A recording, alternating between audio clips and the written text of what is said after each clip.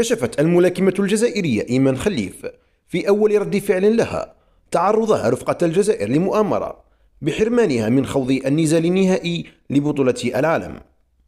وفي تصريح نشرته خليف عبر فيسبوك أوضحت: كنت أتمنى أن ألقاكم في ظروف أحسن من هذه بالميدالية الذهبية، لكن كما أضافت: لسوء الحظ تعرضت لمؤامرة تم من خلالها حرماني من خوض النزال النهائي في هذه البطولة العالمية للملاكمة.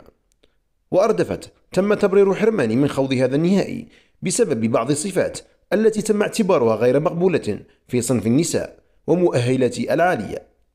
وأضافت خليف: الجزائر تعرضت لمؤامرة من بعض الأطراف وبالتحديد من بلدين حتى لا يرفع علمنا ولا ننال الميدالية الذهبية. وتبعت البطلة الجزائرية إيمان خليف: أدعو الدولة الجزائرية والشعب للوقوف إلى جانبي في هذه المرحلة الصعبة التي أمر بها. الرحمن الرحيم. معكم بنتكم وأختكم إيمان خليف. كنت ناوية نلقاكم في ظروف أحسن من هذه بالميدالية الذهبية، ولكن لسوء الحظ البارح سمعنا خبر أنه ما نقدرش ندير الفينال تاعي، ما نقدرش ننزل في المنازلة تاعي في النهائي بمؤامرة. أنا نقول أنه مؤامرة، لأنه قال لك ما تبوكسيش لأنه عندك صفات ومؤهلات ما خلوكش تبوكسي مع النساء، وهذا شيء حرام عندنا احنا كجزائريين ولا يليق بالمرأة الجزائرية.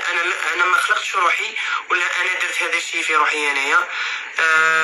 هذا الشيء رباني وهذه خلقة الله، بالرغم من التنمر وكذا وكذا وكذا، لأنه قاومت. اليوم أنا راني فرحانة بروحي لأنه رفعت علم بلادي ورفعته عاليا.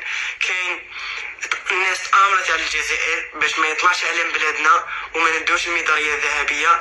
كاين زوج بلدان هنايا، نكررها ونقول ونزيد نعاودها، انه كاين زوج بلدان هنايا ماهوش حابين الجزائر تدي ميدالية ذهبية. كاين حتى اطراف داخل الوطن ماهوش يحوسونا نربحوا ولا نطلعوا علم بلادنا ولا نجيبوا الذهبية. كما راكم تشوفوا هذه مؤامرة كبيرة وكبيرة وما راحش نسكت عليها. هذه رسالة للشعب الجزائري، رسالة إلى الدولة الجزائرية. لبغيتوا ربي في هذا الشهر الفاضل وقفوا معايا، كونوا معايا. أنا بنتكم خليف إيمان، بطلة تاعكم. رفدت العلم بلادي في أكبر محافل دولية، درت عديد من البطولات العالمية. يجي في بطولة عالمية كما هذه تكون ضامن ميداي دور، تكون باغي تدي ميداي دور تاعك، يجي يقول لك بلي ما تبوكسيش باسكو عندك لي كاباسيتي اكثر من الاخرين وكذا وكذا وكذا. ولكن هذا الشيء راه خلقة الله، ماشي انا اللي خلقته. راهي بعد 4 منازلات من بعد كي يجي يقول لك هذا الشيء، انا نتاسف بزاف. مؤامرة كبيرة. هذه رسالة للشعب الجزائري، رسلتها لهم باش يوقفوا معايا، يكونوا معايا. راني في حيرة من امري، ما رانيش عارفه روحي كاع وين راني، واش راني ندير، واش راني. هذا الفيديو لكم انتم الشعب الجزائري، الى الدولة الجزائرية، وقفوا معايا كما كان الحال، وتحية الجزائر.